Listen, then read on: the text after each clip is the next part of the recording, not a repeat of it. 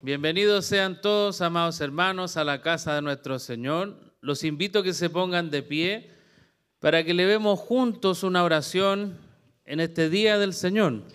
Hemos venido a adorarle y bendecirle. Les invito a que cierren sus ojos y oremos a nuestro Padre. Bendito y amado Señor, glorificado sea tu nombre por siempre y para siempre, Señor. En esta hora nos hemos reunido como iglesia, Padre, para alabarte, Señor, porque tú eres bueno y para siempre son tus misericordias, Señor. ¿Cómo no bendecir tu nombre, Señor, que has dado todo para nosotros, Señor? Que enviaste a tu Hijo a dar su vida por cada uno de nosotros, lo que hemos creído en ti, Señor, lo que hemos creído en la promesa de este evangelio glorioso de salvación. Y en este día, Señor, también recordamos tu resurrección, como tú levantaste a tu Hijo de los muertos, Señor. Gracias, Padre, porque por Él tenemos vida y tenemos vida eterna, Señor. Y como iglesia nos reunimos para alabarte, para bendecirte y darte toda la gloria, porque tú eres digno, Señor, y no nosotros. Por eso clamamos que nos protejas y nos guardes del mal en este día y que tu Espíritu Santo sea con cada uno de nosotros, guiándonos, Señor, mostrándonos a Cristo, Padre. Ayúdanos a buscar a Cristo de todo corazón y atesorarlo como el tesoro más grande que podamos encontrar. Alabado sea por siempre, Señor. Guíenos en este culto para que todo sea de un olor fragante para ti. Gracias, Señor. Gracias por cada uno de mis hermanos. Bendíganos, acompáñenos en el nombre de Jesucristo. Amén. Amén. Queridos hermanos, los invito a que podamos leer juntos en el Evangelio de Lucas. Vamos a leer el capítulo 24. Versículos del 31 al 35. Acá adelante nuestros hermanos lo van a proyectar también.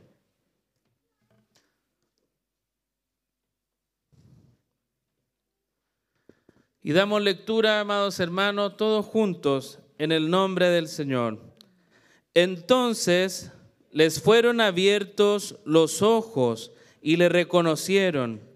Pero él desapareció de la presencia de ellos y se dijeron el uno al otro: ¿no ardía nuestro corazón dentro de nosotros mientras nos hablaba en el camino cuando nos abría las Escrituras? Y levantándose en esa misma hora, regresaron a Jerusalén y hallaron reunidos a los 11 y a los que estaban con ellos, que decían: es verdad que el Señor ha resucitado y se ha aparecido a Simón.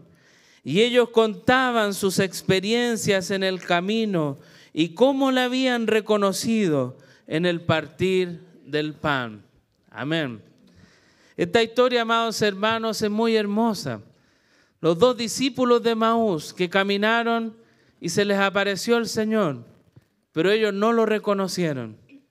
Y al caminar, Cristo le abrió las Escrituras y le mostró todo lo que decían de Él. Y ellos, al sentarse, lo invitaron a comer del pan. Y cuando Él partió el pan, ellos entendieron quién era Él. Y ahí Cristo desaparece. Y quiero que volvamos a este versículo tan hermoso de la reflexión de ellos en el 32, que dice: y se dijeron el uno al otro: ¿no ardía nuestro corazón dentro de nosotros mientras nos hablaba en el camino cuando nos abría las Escrituras? Ellos, hermanos, sintieron ese gozo de estar con el Cristo resucitado. Y cada vez que Cristo les habló de las Escrituras, su corazón estaba gozoso. Y nosotros estamos hoy para alabar a este Señor, al que resucitó y está a la diestra del Padre, y nos invita también a vivir ese gozo cada vez que estamos delante de su presencia, que su palabra también mueva nuestros corazones y digamos, oh, qué gozo tengo con mi Señor. Qué gozo estar acá en la iglesia con mis hermanos. Que ese sea nuestro anhelo, gozarnos en nuestro Señor y anhelar estar con Él eternamente y para siempre. Que el Señor nos acompañe. Que el Señor les bendiga.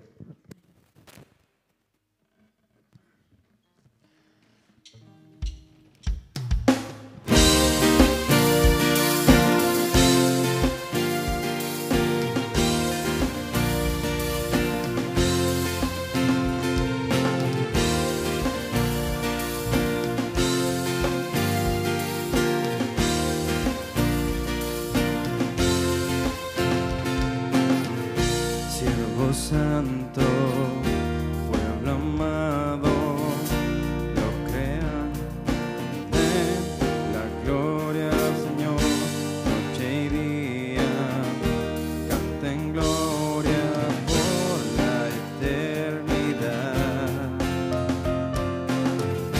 Todo reino y dominio al postrado den la gloria al Señor.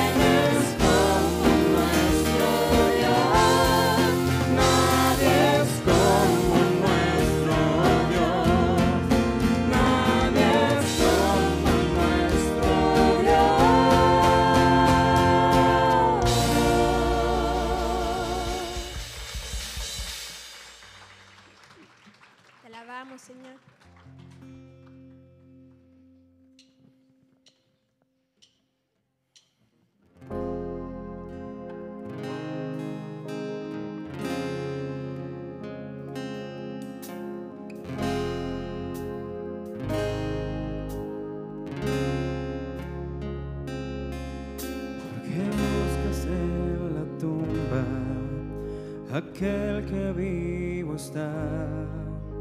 Recuerda su promesa, me levantaré. La piedra removida, su cuerpo no se halló. Ha llegado el tercer día, el Señor resucitó. Bendito sea el Dios y Padre del Señor Jesús, quien vive hoy. Esperanza viva tengo, vida junto a Él me dio, y de la muerte me resucitó.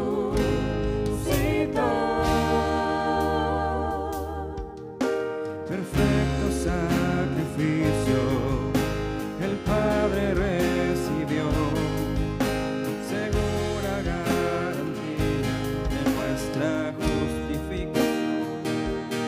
Cuando vuelva por su iglesia, las tumbas se abrirán, y los que han dormido en Cristo con Él resucitarán.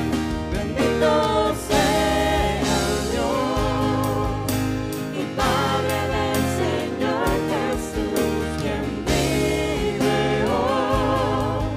Esperanza viva tengo, vida junto a Él me dio, y de la muerte me resucitó.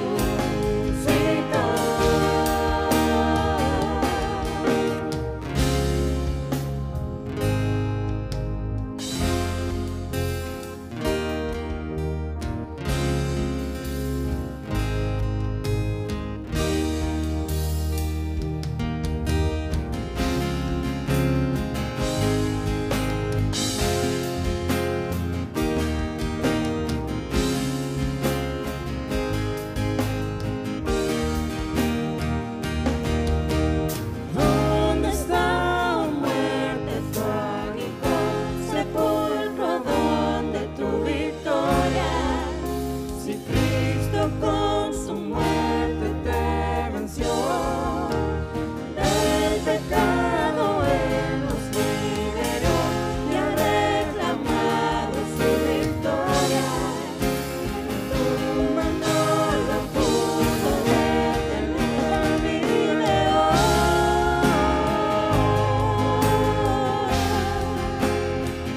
Él vive hoy. Él vive hoy.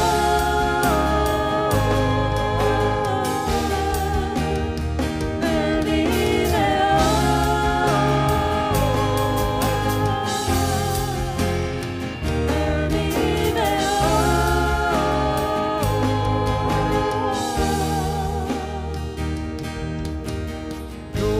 hoy. Glorioso el día que de la muerte Él resucitó.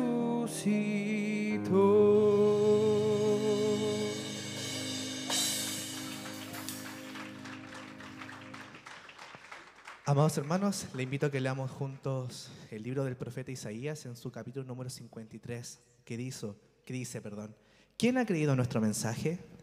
¿A quién se le ha revelado el brazo del Señor? Creció delante de él como renuevo tierno, como raíz de tierra seca. No tiene aspecto hermoso ni majestad para que le miremos, ni apariencia para que le deseemos. Fue despreciado y desdeñado de los hombres, varón de dolores y experimentado en aflicción. Y como uno de quien los hombres esconden el rostro, fue despreciado y no le estimamos. Ciertamente Él llevó nuestras enfermedades y cargó con nuestros dolores. Con todo, nosotros le tuvimos por acetado y herido de Dios y afligido. Mas Él fue herido por nuestras transgresiones, molido por nuestras iniquidades. El castigo por nuestra paz cayó sobre Él, y por sus heridas hemos sido sanados. Todos nosotros nos descarriamos como ovejas, nos apartamos cada cual por su camino, pero el Señor hizo que cayera sobre Él la iniquidad de todos nosotros. Fue oprimido y afligido, pero no abrió boca. Como cordero que es llevado al matadero, y como oveja ante sus trasquiladores, permanece muda, no abrió Él su boca. Por opresión y juicio fue quitado. Y en cuanto a su generación, ¿quién tuvo en cuenta que él fuera cortado de la tierra de los vivientes por la transgresión de mi pueblo, a quien correspondía la herida? Se dispuso con los impíos su sepultura, pero con los ricos fue en su muerte, aunque no había hecho violencia ni engaño en su boca.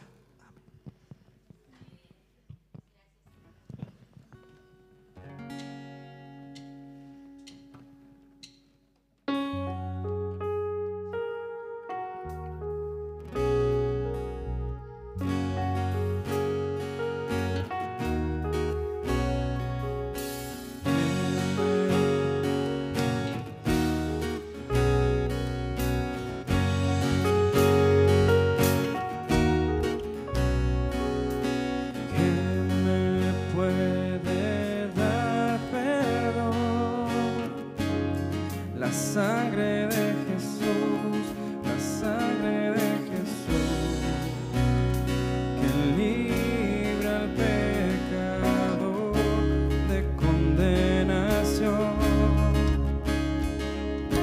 y un nuevo corazón. La sangre de Jesús, la sangre de Jesús pagó mi redención y me salvó, mi refugio y mi confianza está en la cruz, donde se entregó mi Salvador Jesús.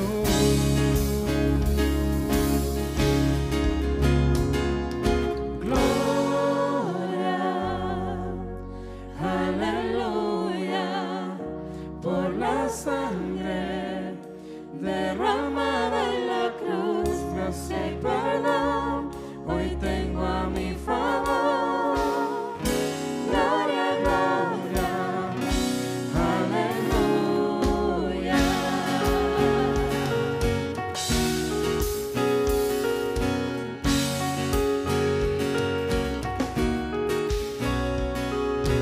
Me vistió su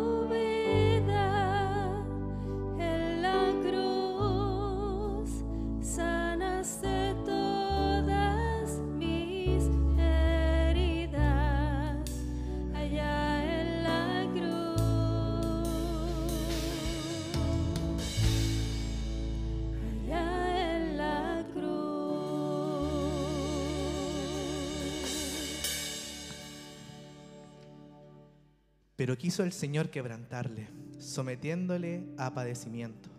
Cuando Él se entrega a sí mismo como ofrenda de expiación, verá su descendencia, prolongará sus días, y la voluntad del Señor en su mano prosperará.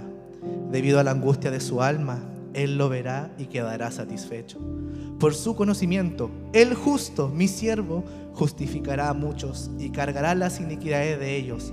Por tanto, yo le daré parte con los grandes y con los fuertes repartirá despojos, porque derramó su alma hasta la muerte, y con los transgresores fue contado, llevando Él el pecado de muchos e intercediendo por los transgresores.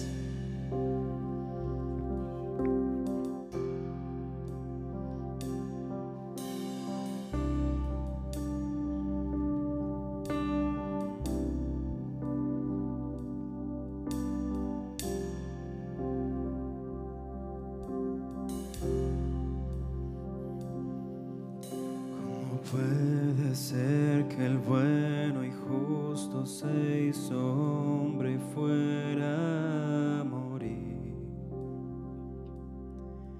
por el más vil pecador, como siendo yo su enemigo, el sufrimiento en mi lugar tomó en aquella cruz.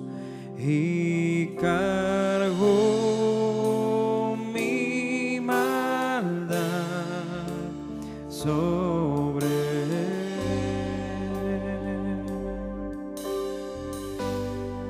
Su rectitud por la fe mía es.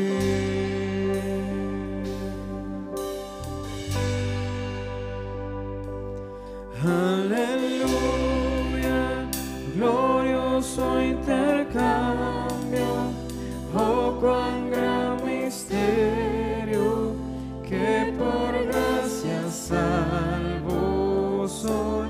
Aleluya,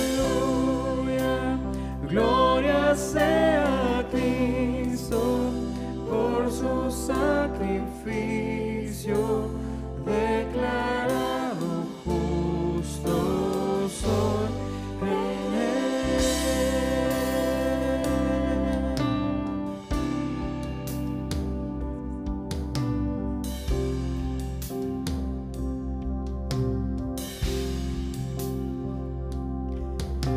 ¿Cómo es posible que en Jesús, como a su Hijo, Él me recibió?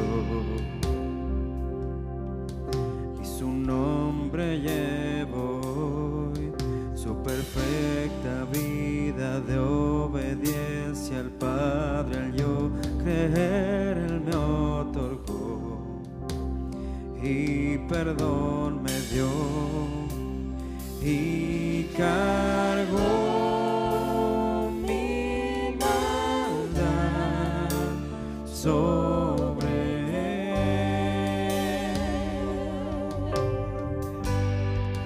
su rectitud por la fe mía es.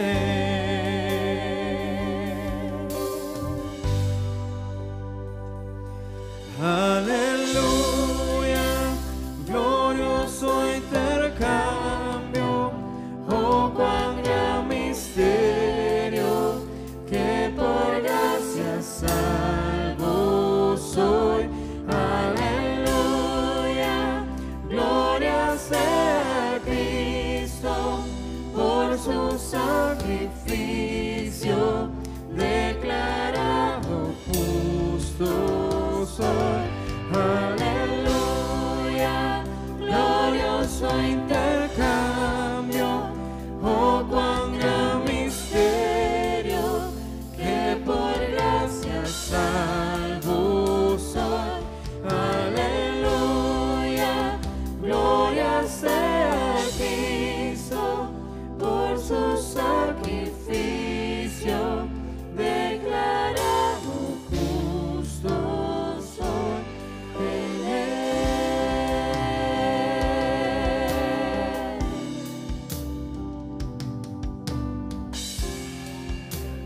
declarado justo soy en Él.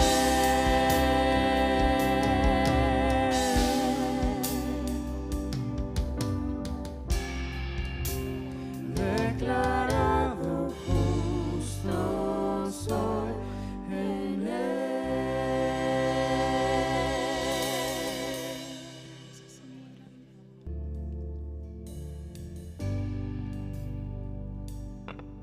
Mira hasta la gran expansión, tu lienzo de creador, y en la oscuridad tu voz, galaxias exhaló.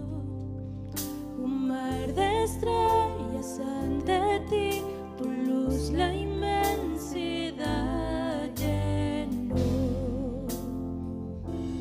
Y dijiste, bueno es, la creación declara consumado es.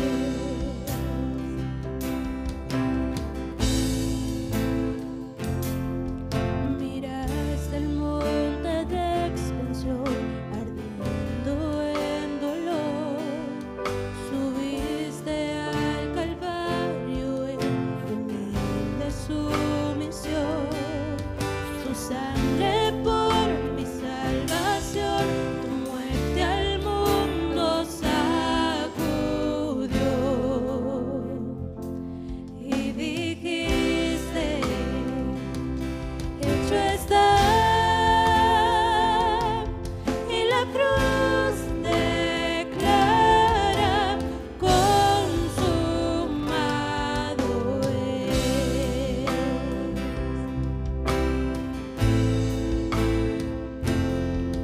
Hoy miro al santo lugar, el velo se rasgó. Al Rey de gracia puedo ver, pidiendo mi perdón. Tu sacrificio me sanó, mi nombre en tus heridas dio. Y tú dices, eres mío, y tu amor declara consumado es.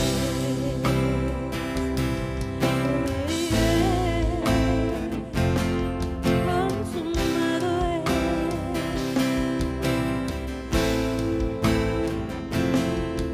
Yo miraré a la eternidad, donde no hay más dolor. Veré al Cordero que murió en gloria y esplendor. A casa tú me llevarás para ante el trono alabar. Y dirás, ven a mí, y mi ser declara consumado es.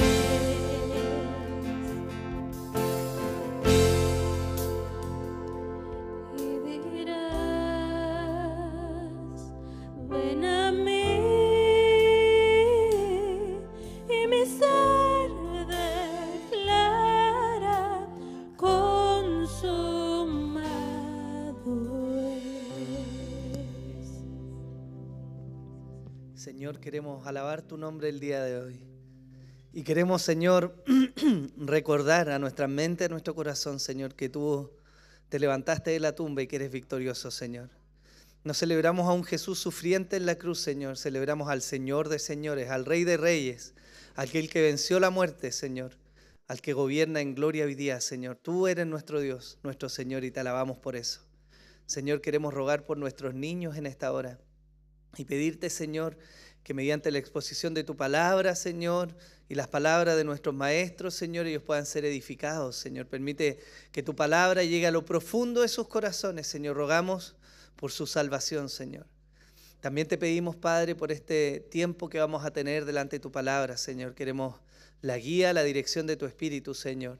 Necesitamos verte con mayor claridad, Señor. Queremos ver tu belleza, Señor. Queremos ver tu hermosura, Señor. Queremos presenciar quién eres tú, Señor. Y rogamos, Señor, que todo aquello sea guiado por la obra de tu Espíritu Santo, Señor. Permite que nuestros afanes, nuestras ansiedades, nuestros anhelos, Señor, en este momento se acallen, Señor, para que podamos estar delante de ti, Señor, recibiendo lo que tú tienes, Dios. También te pido gracia para mí que voy a exponer tu palabra, Señor. Ten misericordia de mí que soy pecador, Señor. Permíteme ser fiel a tu palabra, Señor, para la gloria tuya y la edificación de tu iglesia oramos, Señor. En el nombre de Jesús, amén y amén. Y los voy a invitar, hermanos, a que puedan buscar en sus Biblias el Evangelio de Juan, capítulo 19, versículo 30. Por favor, usted me dice cuando lo tenga para que lo leamos todos juntos.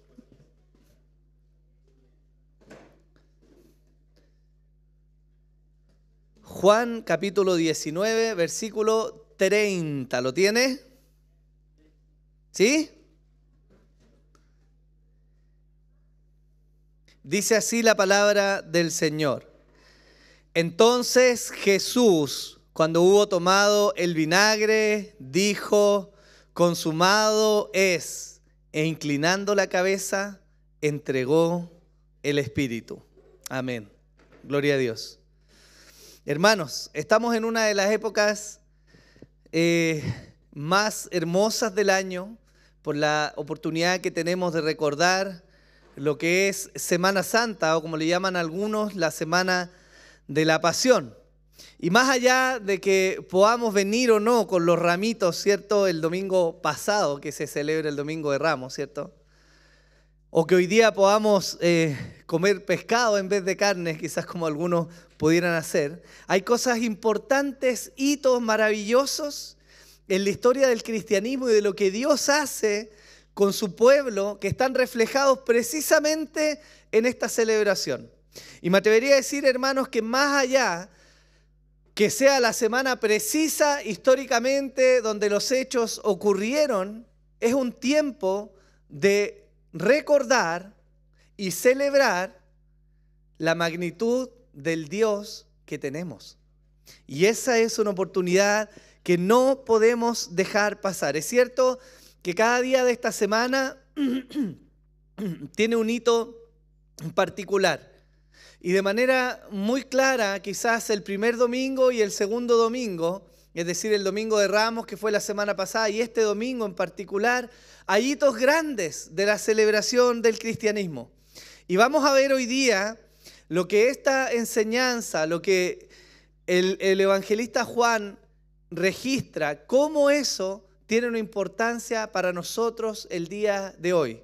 Más allá de tener un feriado, ¿cierto?, que podemos aprovechar, evidentemente hay algo glorioso y grande que Dios ha querido registrar en su palabra y que es un recuerdo para nuestras vidas. Y me gustaría, hermanos, que antes de que llegáramos quizás al hueso de la enseñanza, a la médula de lo que hoy día vamos a ver, hagamos un recuento de lo que fue la Semana Santa, qué se celebra, qué ocurre cada día. Esta Semana Santa o la Semana de la Pasión, como me gusta llamarla también, parte con el domingo llamado Domingo de Ramos, que registra la entrada triunfal de Jesús en Jerusalén. En aquel día Jesús es recibido con hojas de palmas y aclamado por la multitud en su entrada a Jerusalén. Ellos miraban al Mesías sin saber que era el Mesías, pero buscaban en Jesús el cumplimiento de profecías del Antiguo Testamento y esperaban equivocadamente de él un líder político y militar que iba a venir a libertar al pueblo. Ciertamente él venía a libertar, pero no de esa manera.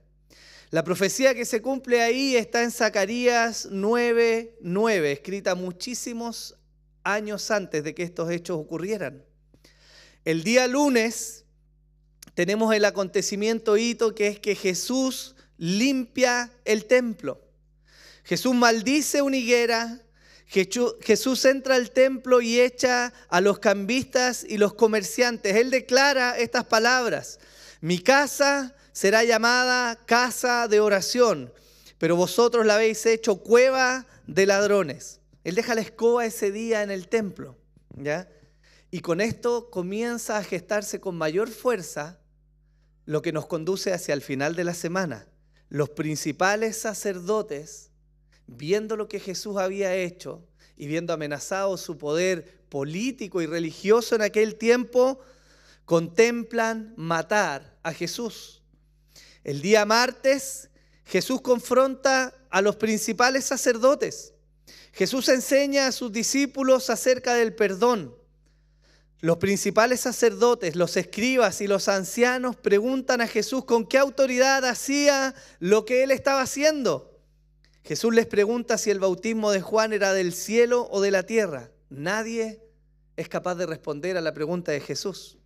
Y él, de igual manera, se niega a responder las preguntas de ellos. Jesús enseña la parábola de la viña y los labradores malvados. Los principales sacerdotes, los escribas y los ancianos comprenden que esta parábola era contra ellos y envían a algunos fariseos para mirar en qué se equivocaba Jesús para tratar de atraparlo. Jesús responde a los saduceos que en el cielo no habría matrimonio y les confronta diciéndoles que ellos no comprenden las Escrituras. Jesús enseña los dos grandes mandamientos: amar a Dios y al prójimo como a uno mismo.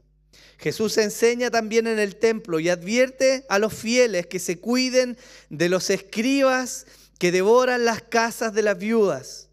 Jesús también enseña y declara que de ese templo no iba a quedar piedra sobre piedra.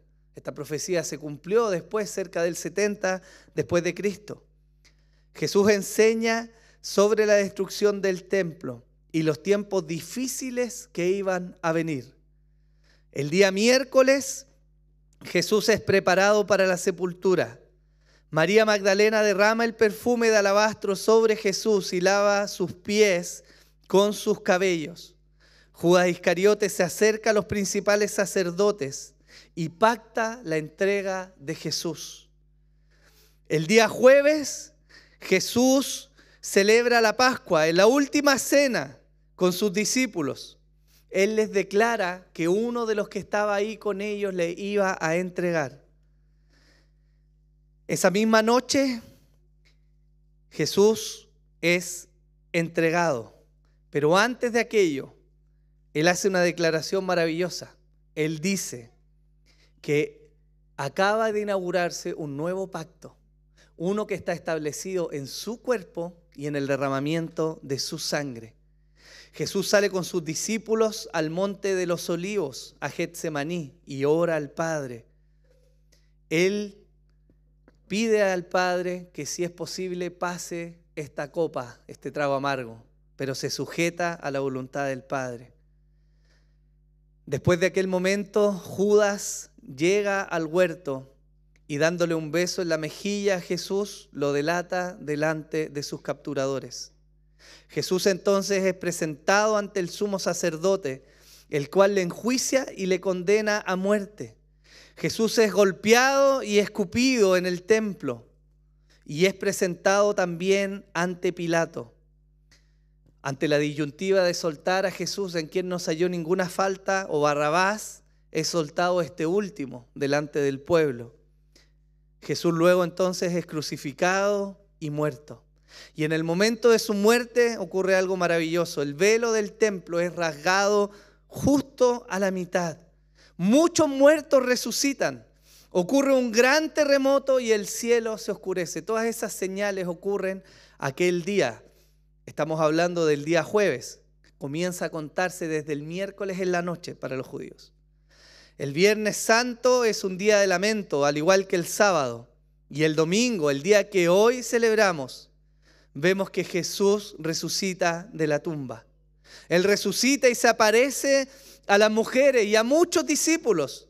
Jesús envía entonces a sus discípulos a predicar el Evangelio por todo lugar y en todo momento, a ser discípulos de Él. Y acto seguido, Jesús asciende al cielo. Esta es, hermanos míos, la que llamamos la Semana de la Pasión. Y en el punto clímax de esta semana ocurre aquellas palabras que leímos al inicio de nuestra reunión. Jesús, estando en la cruz, en el último momento, antes de morir, Él dice, consumado es. Este, hermanos, es el punto más glorioso de la historia de la humanidad. Es el punto clímax. Por miles de años la historia de la humanidad avanzó en un camino que apuntaba a este preciso momento, a la declaración más importante, que es donde Jesús dice, consumado es. En griego la palabra que se utiliza es tetelestai, que quiere decir literalmente terminado, finalizado, cumplido, pagado o consumado. En términos bíblicos, esta palabra se refiere básicamente al término de una acción, de un proceso o al último pago de una deuda que la persona tenía. Esa es la forma en que se usa la palabra. Y sin duda, hermanos, muchas cosas podrían venir a nuestra mente cuando leemos este pasaje. Pero antes de que demos rienda suelta a nuestra imaginación y pensemos qué significa este consumado es, viene una pregunta obvia que tiene un trasfondo muy grande. Esta pregunta es, ¿qué ha sido consumado? Jesús viene a este punto de la cruz. Luego de enseñar, de hacer milagros, prodigios, de caminar sobre la tierra, de mostrar su amor, de sanar a los leprosos, de dar vista a los ciegos, de levantar a los paralíticos, Él anuncia el mensaje del reino, confronta a los religiosos de la época, reinterpreta el Antiguo Testamento a la luz de la verdadera revelación que Él trae, anuncia al Mesías. Es capturado y muerto en esa cruz, pero justo antes de morir, Él dice, he terminado la obra. Y la pregunta es, ¿qué obra Jesús ha terminado? Hay algo en esto que se llama pacto de redención. Y el pacto de la redención es el punto clímax de la historia en la cual la vida del hombre se entrelaza con la vida de Dios.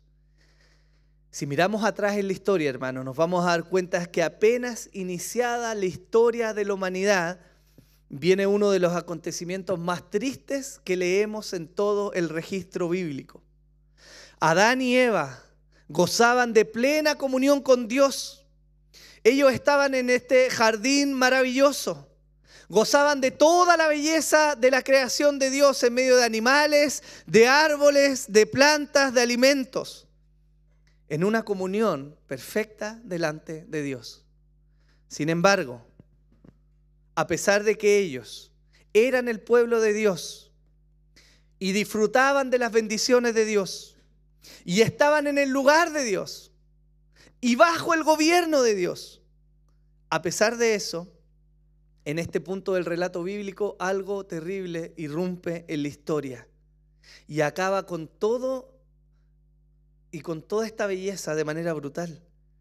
Un enemigo de Dios había estado rondando en medio del huerto con el único objetivo de dañar la creación especial de Dios, de todo lo que Dios había creado, de animales, de plantas, de la belleza de la tierra y de toda la creación. Él corona la creación con algo especial, Adán y Eva. Criaturas especiales, particulares, diferentes a toda la creación. Nada había como ellos en todo lo que Dios había creado. Nada había que fuera portador de la imagen y la semejanza de Dios. Y Satanás se levanta contra ellos. Y en medio de verdades y mentiras logra engañar a Eva, quien a la vez hace caer a su esposo Adán. Y esta creación maravillosa cae de la gloria de Dios. La Biblia nos lo relata así en Génesis capítulo 3, versículos 8 al 13. Y oyeron al Señor Dios que pasaba en el huerto al fresco del día.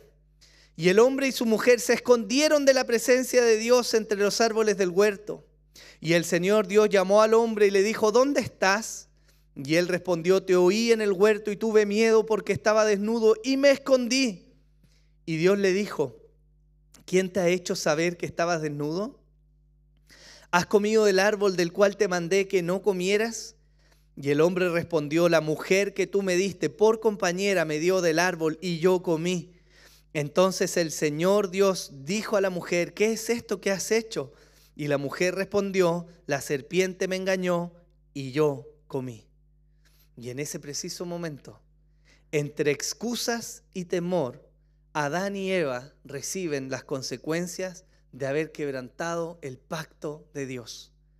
Génesis 3, 14 y 15 dicen, y el Señor Dios dijo a la serpiente, por cuanto has hecho esto, maldita serás más que todos los animales y más que todas las bestias del campo, sobre tu vientre andarás y polvo comerás todos los días de tu vida. Y pondré enemistad entre tú y la mujer, y entre tu simiente y su simiente. Él te herirá en la cabeza, y tú lo herirás en el calcañar. Y en medio de toda esta tragedia, justo al inicio de la creación, nos hallamos las primeras palabras más llenas de esperanza de todo el relato bíblico. Lejos de que Dios rayera al hombre de la tierra y lo sacara de ahí, lejos de un arrebato de ira que hiciera destruir a todos los hombres, Dios emite palabras de esperanza. Él va a traer redención. En medio de la caída de este hombre y de esta mujer, en medio de esa destrucción del huerto, Él prometió traer redención. Esas son las palabras de Dios. Ahora, ¿qué es esto, hermanos? Este llamado a la redención está ligado a las palabras que Jesús dice. Pero su declaración viene mucho antes del tiempo de la creación misma. Este pacto de la redención, del cual Jesús está hablando en la cruz, ahí en Juan 19:30, se gestó antes de que ocurriera la caída. ¿Dónde vemos esto? Isaías 42, del 1 al 7. La palabra del Señor dice así: he aquí mi siervo, a quien yo sostengo, mi escogido, en quien mi alma se complace. He puesto mi espíritu sobre él. Él traerá justicia a las naciones. No clamará ni alzará su voz, ni hará oír su voz en la calle. No quebrará la caña cascada, ni apagará el pábilo mortecino. Con fidelidad traerá justicia. No se desanimará ni desfallecerá hasta que haya establecido en la tierra la justicia, y su ley esperarán las costas. Así dice Dios el Señor, que crea los cielos y los extiende, que afirma la tierra y lo que en ella brota, que da aliento al pueblo que hay en ella y espíritu a los que por ella andan. Yo soy el Señor, en justicia te he llamado, te sostendré por la mano y por ti velaré. Y te pondré como pacto para el pueblo, como luz para las naciones, para que abran los ojos de los ciegos, para que saques de la cárcel a los presos y de la prisión a los que moran en tinieblas. Hermanos, ¿de quién habla esta profecía? ¿De quién está hablando? No lo escucho. De Jesús. Esta profecía habla de Jesús. Pero lo maravilloso de esta profecía es que nos sitúa en un momento atemporal de la historia. Porque esta profecía, que es dada por el profeta Isaías, relata los hechos que acontecieron antes de la creación. Antes de que hubieran cielos y tierra, animales o aves. Antes de que hubieran plantas y vegetales, de que hubiera luz y oscuridad, antes de que hubieran estrellas, Dios hablando de manera intratrinitaria, es decir, Dios hablando en la complicidad de la Trinidad, Él declara un pacto. ¿Cuál es el pacto? El Padre va a mandar al Hijo en una misión especial. ¿Cuál es esa misión? Traer redención a una creación que todavía no habitaba la tierra. Esto, hermanos míos, es el pacto de redención. Y eso es maravilloso, porque nos dice de que el plan de Dios mucho antes de la caída del hombre, ya era restaurar a esta creación caída. El plan ejecutado de ahí en adelante no es un plan B. Dios no actúa sobre la marcha, viendo cómo va a remediar la creación. Él mucho antes ya tenía pensado qué iba a hacer. Vemos este plan y en Isaías 53 se nos declara con mayor claridad cuál era el papel del Hijo en este pacto de la redención. Isaías 53, versículos 10 al 12 dice así: pero quiso el Señor quebrantarle, sometiéndole a padecimiento. Cuando Él se entregue a sí mismo como ofrenda de expiación, verá su descendencia, prolongará sus días, y la voluntad del Señor en su mano prosperará. Debido a la angustia de su alma, Él lo verá y quedará satisfecho. Por su conocimiento el justo, mi siervo, justificará a muchos y cargará las iniquidades de ellos. Por tanto, yo le daré parte con los grandes y con los fuertes repartirá despojos, porque derramó su alma hasta la muerte y con los transgresores fue contado, llevando él el pecado de muchos e intercediendo por los transgresores. Este pacto que ocurre en la eternidad, antes de la creación del tiempo, nos muestra este acuerdo en la Trinidad. ¿Cuál es el acuerdo? El Padre manda al Hijo y el Hijo viene con una tarea especial: redimir. ¿Cómo iba a redimir? Por medio de su muerte, después de vivir una vida perfecta. Por eso Jesús, cuando llega a este punto en la cruz, Él dice: consumado es.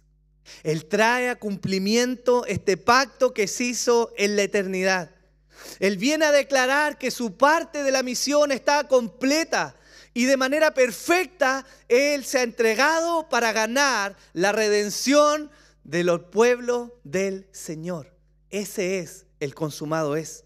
Hermanos, esto es maravilloso, porque nos muestra que la parte de Jesús en este pacto ha sido completada. Él ha cumplido su misión. Y usted se preguntará por qué nos importa a nosotros esto. Porque la muerte de Jesús, hermanos, viene a ser el clímax de toda la historia, incluso de antes que se gestara. Este tetelestai de Jesús es la muestra visible a todo el universo de que Él ha sido fiel al pacto que había hecho. Y esto tiene consecuencias. Este pacto y este cumplimiento tiene consecuencias. Una de ellas es que la redención, ahora sí, por fin está comprada y pagada. El precio ha sido entregado. La salvación ha sido comprada. Y el Hijo ahora viene de nuevo a morar en la gloria. Esa es su recompensa en el pacto. Él se entrega obedientemente a morir en la cruz. ¿Cuál es la recompensa? Ser exaltado sobre todo nombre y recuperar una gloria mucho más grande. Y nosotros, hermanos, ¿qué tenemos que ver con este pacto? Bueno, nosotros no somos nada más que los beneficiarios de este pacto de redención. Ahora, hermanos, hay algo más que nos habla esto, porque la historia misma nos mostró a través de todo el Antiguo Testamento, a través de sombras, que los teólogos llaman tipos, cómo era aquel que iba a venir. En Génesis capítulo 22, versículo 12, se nos dice lo siguiente: y el ángel dijo: no extiendas tu mano contra el muchacho, ni le hagas nada, porque ahora sé que temes a Dios, ya que no me has rehusado tu hijo, tu único hijo. ¿Qué episodio estamos leyendo ahí? Este es el momento cuando Dios le pide a Abraham y le dice: dame a tu hijo el único, el que había esperado por 25 años, el hijo de la promesa, por quien iban a venir largas descendencias, y Dios se lo pide y le dice: tráelo porque tienes que entregarlo en sacrificio. Abraham lleva a su hijo a la cima de un monte, prepara con él la leña y pone al único, su único hijo, el hijo de la promesa. Lo pone sobre la madera, Y cuando él levanta el cuchillo, un ángel del Señor viene y le dice, detente, yo sé que tú temes a Dios. Y ese hijo, el único, el hijo de la promesa, no muere, pero es una sombra de lo que iba a venir después. Porque Jesús es verdaderamente ese hijo que no solo estuvo a punto de morir, sino que se entregó de manera efectiva como un sacrificio agradable a Dios.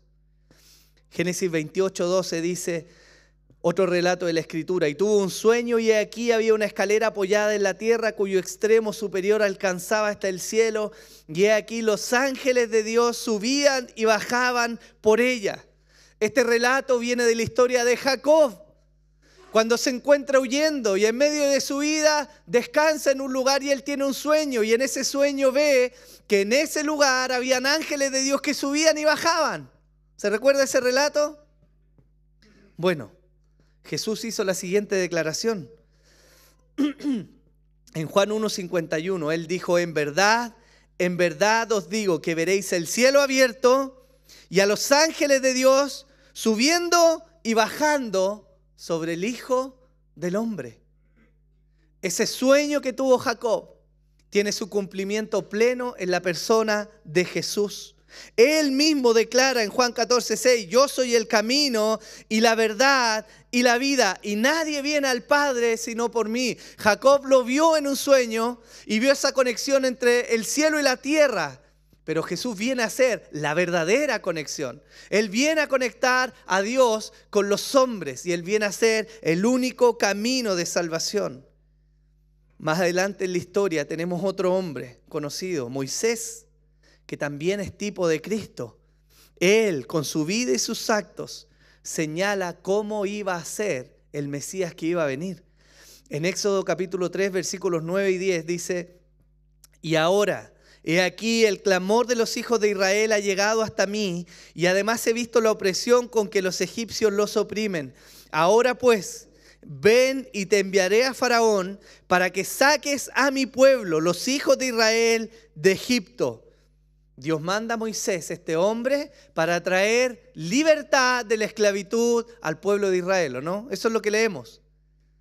Y Jesús declara lo siguiente en Juan 8:36.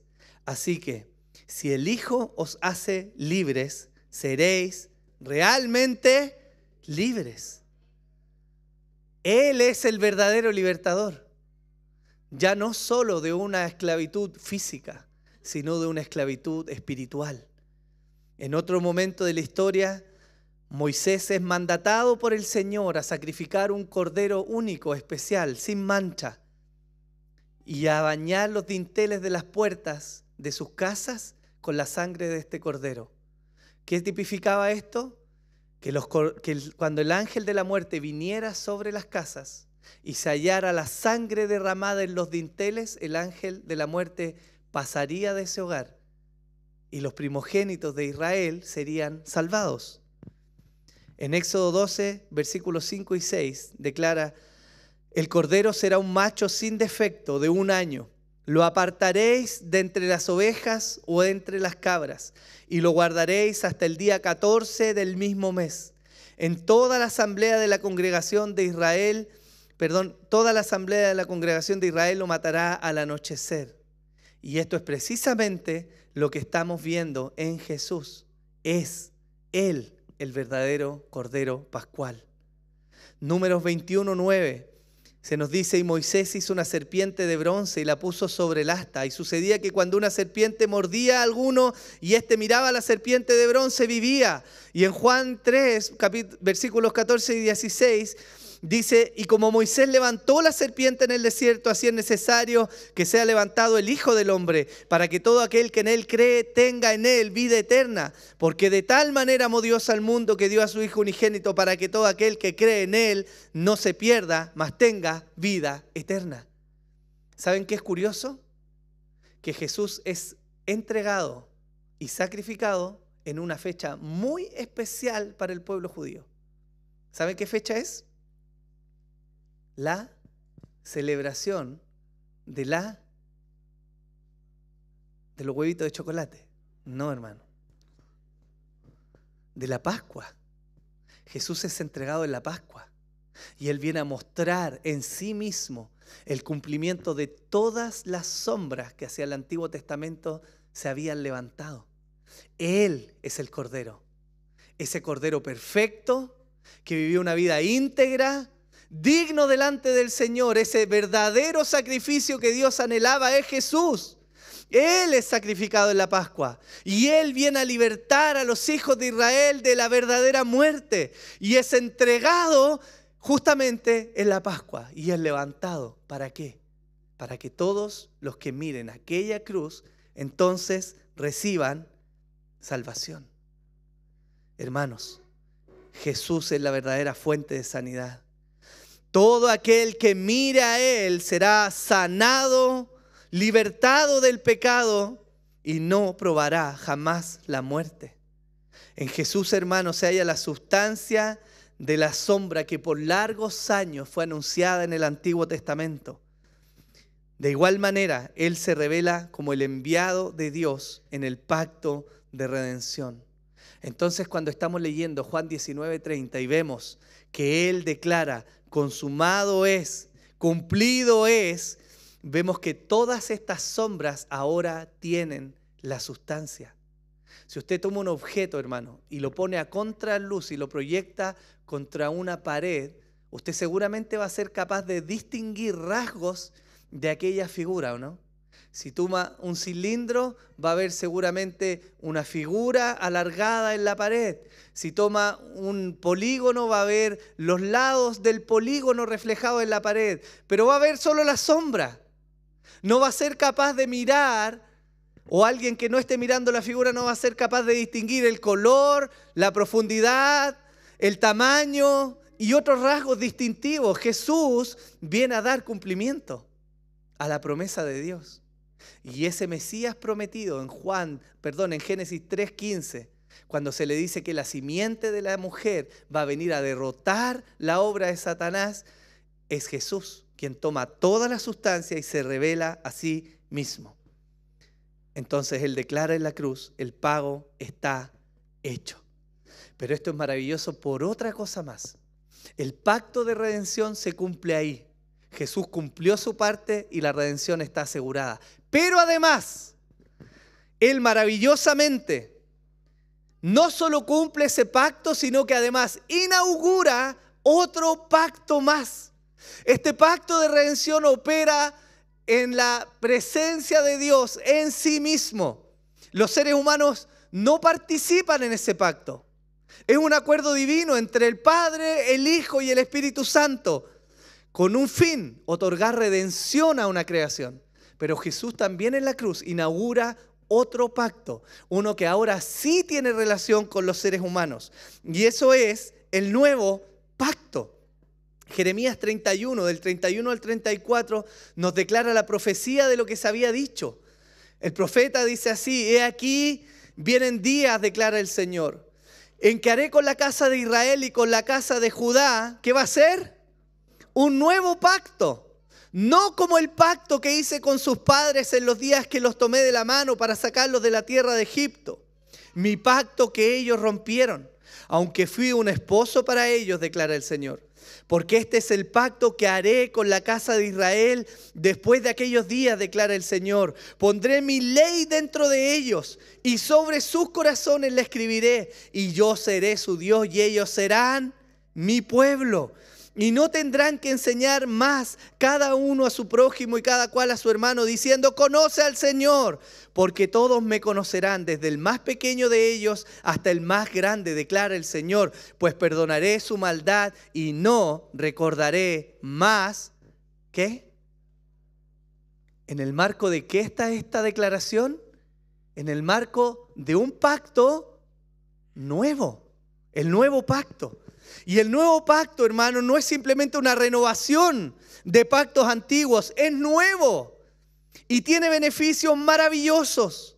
Este nuevo pacto declara que la ley de Dios iba a vivir en el corazón del pueblo de Dios. Dios iba a ser el Dios de ese pueblo y ya no iban a tener que enseñarse el uno al otro diciendo: conoce al Señor, porque todos lo conocerían. La maldad, por consecuencia, iba a ser perdonada y el pecado olvidado. ¿En qué marco? En el marco del nuevo pacto, ¿cierto? Si comparamos el antiguo pacto y el nuevo, no hablando de los testamentos, estoy hablando del pacto, vamos a encontrar diferencias sustanciales. El antiguo pacto se podía romper y el pueblo lo rompió, es la declaración del Señor. Dios trajo juicio sobre Israel porque ellos rompieron el pacto con Dios. No permanecieron fieles. A pesar de que Dios los buscó y Dios los llamó y Dios les envió profetas una y otra vez, ellos rompieron el pacto de Dios y fueron infieles y Dios los castigó. Ese pacto se podía romper. El antiguo pacto demandaba un constante suministro de animales para limpiar el pecado. Constantemente el pueblo tenía que venir y ofrecer sacrificios para que su pecado fuera cubierto una y otra vez por los años de los años en que el pueblo vivió bajo ese pacto. La pertenencia al antiguo pacto era de alguna manera política.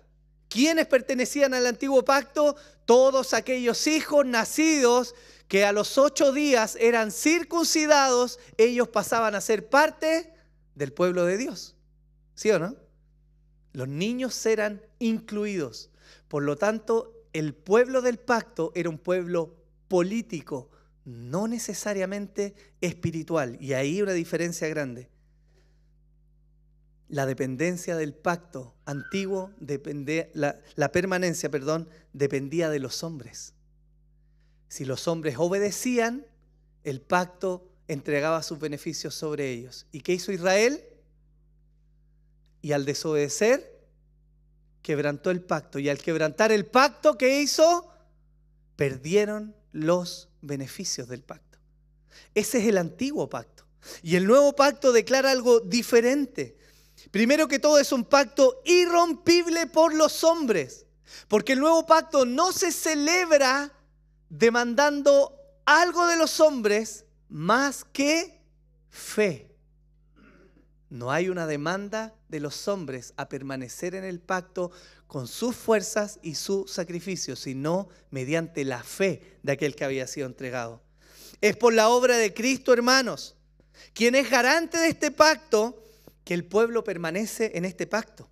El nuevo pacto, a diferencia del antiguo, donde se tenían que presentar muchos animales muchas veces en largo tiempo, recibe ahora un solo sacrificio. ¿Quién será ese sacrificio? El Cordero perfecto. Un solo sacrificio entregado una vez y para siempre. Ya no es necesario el sacrificio constante. El nuevo pacto entrega bendición y beneficios a aquellos que tienen la fe en Jesús. Por lo tanto, ya no es un pacto de obras, sino un pacto de fe, de gracia. Y hay un cambio sustancial. ¿Y por qué somos bautistas? Quiero hacer ese énfasis. Porque la permanencia del nuevo pacto o la inclusión en el nuevo pacto ahora no es política. No es para los que habitan en mi casa. Es para los que tienen fe en Jesús. Por eso el nuevo pacto, dentro de sus condiciones, dice: ya no se van a enseñar uno a otro diciendo conoce al Señor, porque en la historia de Israel pasaba precisamente eso. Vemos hombres como Samuel, un hombre consagrado que conocía a Dios, pero los hijos de Samuel no lo conocían y eran parte del pacto. Vemos hombres como Saúl que estaban ahí delante de Dios y que de alguna manera trataban con Dios, pero no conocían a Dios, porque estaban en un pacto que era político para ellos. Pero el nuevo pacto no es así, porque el nuevo pacto llama a los creyentes a formar parte de este pacto. Y donde hay creyentes no hay necesidad de que alguien te diga conoce al Señor. ¿Se entiende, no? ¿Sí? Perfecto. Hermanos, este es un tema muchísimo más extenso de lo que yo les estoy diciendo ahora, pero quiero llevarlos a lo siguiente. El autor de Hebreos, en Hebreos 10, declara lo siguiente: y ciertamente todo sacerdote está de pie día tras día, ministrando y ofreciendo muchas veces los mismos sacrificios que nunca pueden quitar los pecados. Pero él, habiendo ofrecido un solo sacrificio por los pecados para siempre, se sentó a la diestra de Dios, esperando de ahí en adelante hasta que sus enemigos sean puestos por estrado de sus pies, porque por una ofrenda Él ha hecho perfectos para siempre a los que son santificados. Y también el Espíritu Santo nos da testimonio, porque después de haber dicho, este es el pacto que haré con ellos, después de aquellos días, dice el Señor, pondré mis leyes en su corazón y en su mente las escribiré, añade, y nunca más me acordaré de sus pecados e iniquidades. Ahora bien, donde hay perdón de estas cosas, ¿qué dice ahí? Ya no hay ofrenda por el pecado. El nuevo pacto es maravilloso. Es realmente potente, profundo y grande. Y lo tremendo de esto es que en la cruz se concilian el cumplimiento del pacto de redención y la inauguración del nuevo pacto en la sangre de Jesús. Por lo tanto, cuando Él dice consumado es, está diciendo la obra de redención está asegurada y ahora a los que son de mi pueblo están en un mejor pacto, uno que no pueden romper, uno que ha sido entregado y pagado por Jesús. Hermano, si estás en este nuevo pacto, si has sido llamado, tú no puedes quebrantar lo que Dios ha comprado para ti. Eso es lo maravilloso del nuevo pacto, que descansa en el cumplimiento de uno que es perfecto para cumplir y no en nosotros que somos débiles para cumplir y permanecer. ¿Se entiende? Todo esto, hermanos, todo esto está englobado en esta palabra, tetelestai, consumado es. Ahora, si eso ha sido consumado, ¿hay consecuencias para nosotros? Por supuesto que sí. Porque Él vive, hermanos, porque Él vive, porque Él ha resucitado, entonces nosotros también viviremos. Jesús es superior a la muerte, es lo primero que nos dice este texto. La resurrección que vino posterior a la muerte de Jesús es una muestra de que la muerte no pudo retenerle, de que no había injusticia en Él, de que no había debilidad, ni fatiga, ni ninguna cosa que lo hiciera caer. Él es superior a la muerte y es nuestro garante. Hechos 2, versículo 24 dice, a quien Dios resucitó, poniendo fin a la agonía de la muerte, puesto que no era posible que Él quedara bajo el dominio de ella.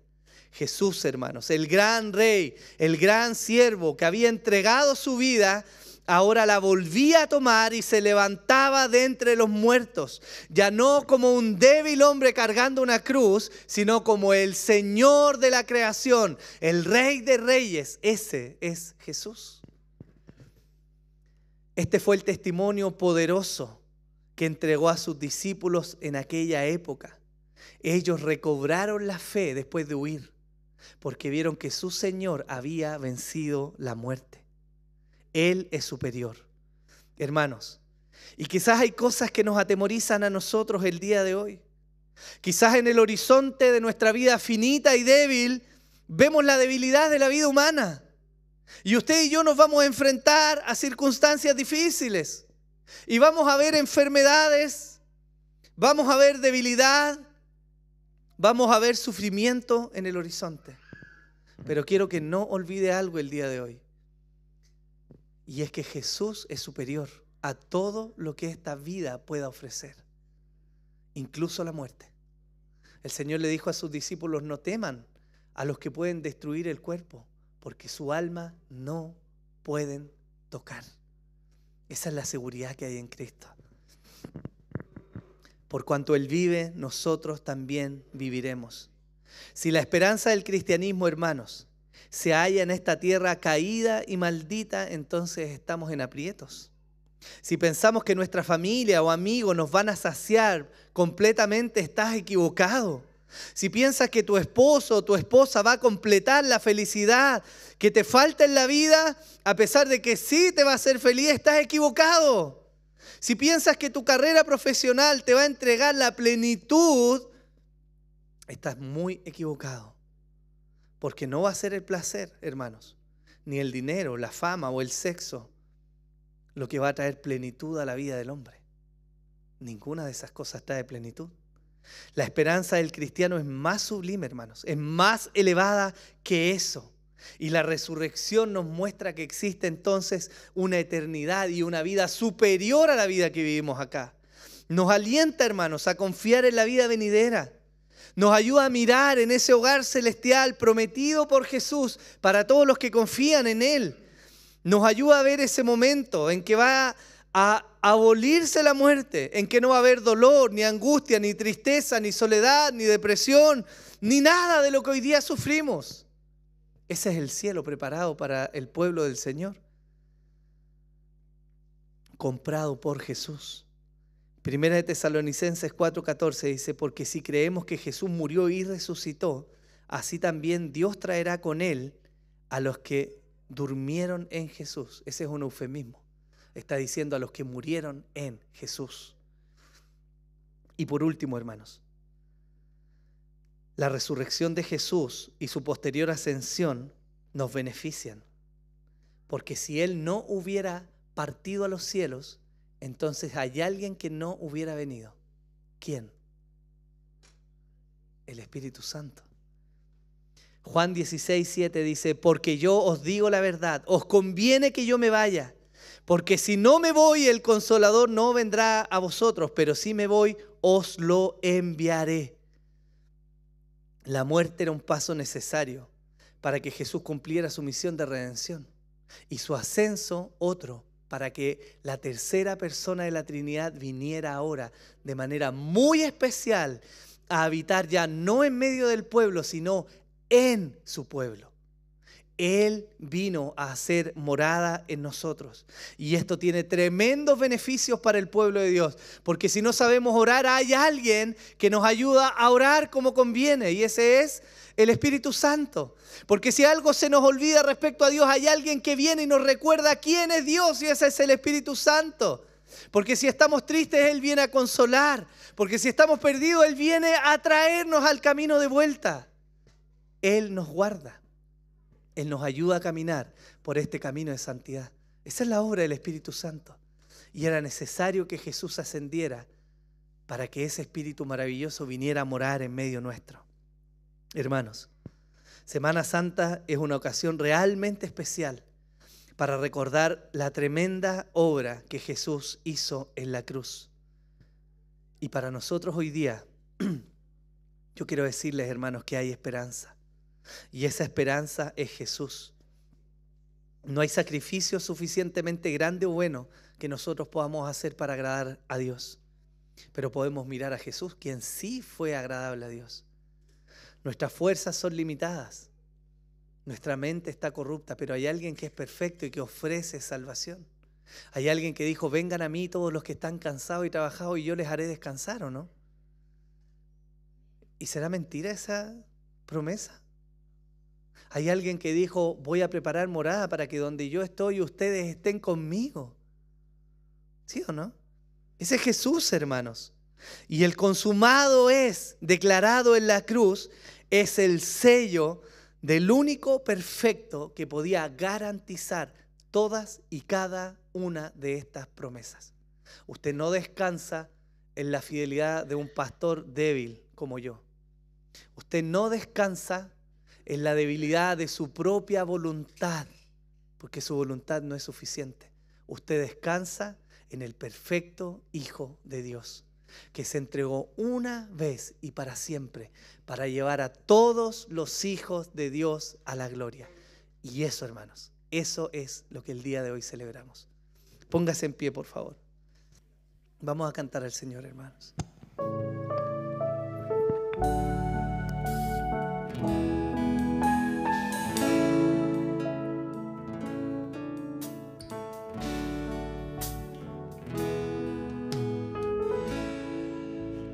Gracias por la cruz, oh Dios,